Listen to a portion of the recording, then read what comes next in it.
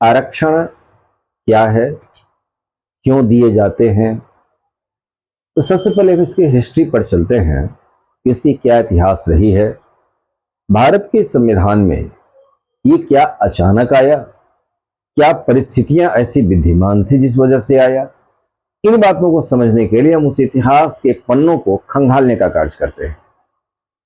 आरक्षण एक ऐसी तकनीकी व्यवस्था है जहां समता के धरातल पर लाया जाता है।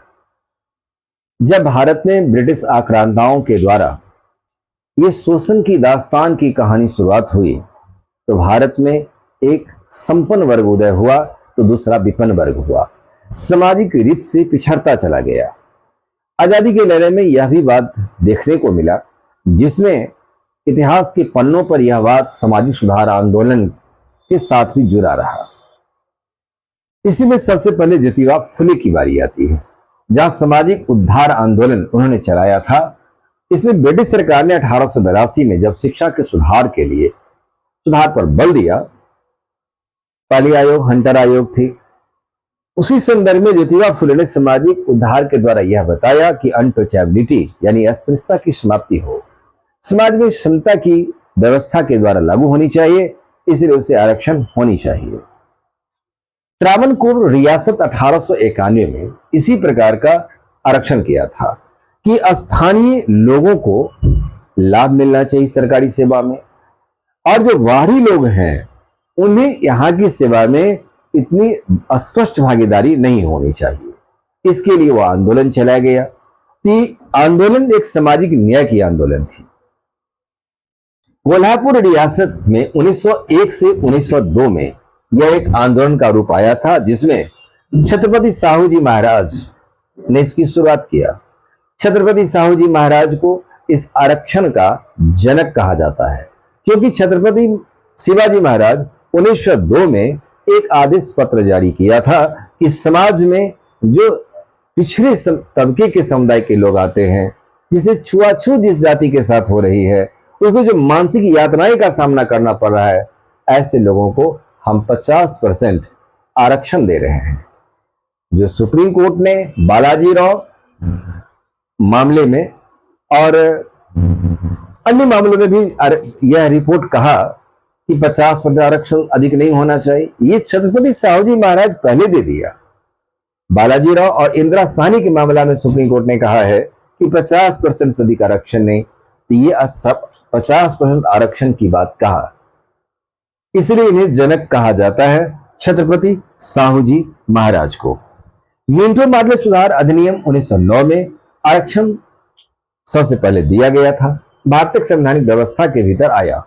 पूना पैक्ट 1932 में महात्मा गांधी और भीमराव अंबेडकर के बीच समझौता हुई थी, तो इसमें आरक्षण की बात एक राजनीतिक व्यवस्था में सबसे पहले स्थान लिया था।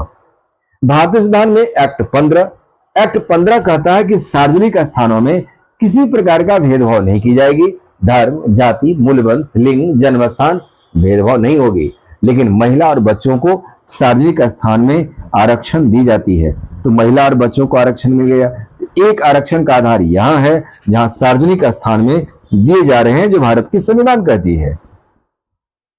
लोक नियोजन, आर्टिकल 16, लोक नियोजन में समान अवसर की जाती है। जिस वर्ग या जाति का प्रतिनिधित्व राज्य सेवा में कम है उसे आरक्षण दी जाएगी। इसमें सामाजिक पिछड़ापन, आर्थिक पिछड़ापन और शैक्षिक पिछड़ापन के आधार पर आरक्षण दिए जा रहे हैं। तो यहाँ पर लोक नियोजन में आरक्षण का अवसर मिला है। 330 अनुच्छेद 330, जिसमें से लोकसभा में SC/ST को आरक्षण दी जाती है, जिसमें SC को 84 स्थान और ST को 47 स्थान रिजर्व किया गया है। अनुच्छेद 332 में राज्य विधानसभाओं में SC/ST का आरक्षण का आधार बनाया गया है। जैसे यह हर राज्य की आबादी पर निर्भर करता है, ऐसे बिहार में SC के लिए 38 स्थान आरक्षित है 243 विधानसभा क्षेत्रों में, वहीं 2 स्थान ST के लिए आरक्षित की गई है, तो कुल 40 स्थान बिहार विधानसभा में आरक्षित है। ये राजनीतिक क्षेत्र हो गया, तो राजनीतिक क्षेत्र में ये आरक्षण हो गई। बिहार सरकार, पहला बिहार सरकार नीतीश कुमार की सरकार हुआ, जिसमें से पंचायती राज में भी 50% आरक्षण देने की बात आई, और पंचायती राज में ये बिहार पहला राज्य है जहां 50% आरक्षण का प्रावधान किया है। इसे केंद्र सरकार ने भी स्वीकार कर लिया और भारत के अन्य राज्य ने भी पंचायती राज में 50% अन्य राज्य भी प्रदान कर रहा है। तो इस प्रकार से आरक्षण एक सामाजिक व्यवस्था में समानता लाने का आधार है। इसलिए आरक्षण का इतिहास इस प्रकार से ये 1882 की कहानी से सामाजिक उद्धार आंदोलन और आंदोलनकर्ताओं के प्रयास से भारतीय संविधान के भीतर व्यवस्था की गई। यदि हम इसे विश्व के अन्य देशों के साथ यदि हम इसको देखते हैं क्या वहां आरक्षण है कि नहीं, तो विकसित देश अमेरिका, संयुक्त राज्य अमेरिका में भी एफर्मेटिव एक्शन कहा जाता है। यहाँ पर अश्वेत लोग जो हैं उनको आरक्षण दी जाती है। कनाडा में समान रोजगार का अधिकार दिया गया है। इसमें जो भारतीय मूल वंश के सिख कम्युनिटी के लोग हैं वहां उसको आरक्षण दिए जाते हैं। समान रोजगार जिन राज्यों में रहेगा उसको आरक्षण देने की आवश्यकता पड़ेगी, वो आरक्षण दिया जाएगा। जैसे कनाडा के बाद स्वीडन के बाद देखिए जेंडर एफर्मेटिव एक्शन कहा जाता है और स्वीडन में भी इस प्रकार के आरक्षण का प्रावधान की गई है। विकासशील देश ब्राजील, जिसको वेस्टी विलेजर कहते हैं, इसमें 50% शिक्षा के क्षेत्र में आरक्षण दी जाती है।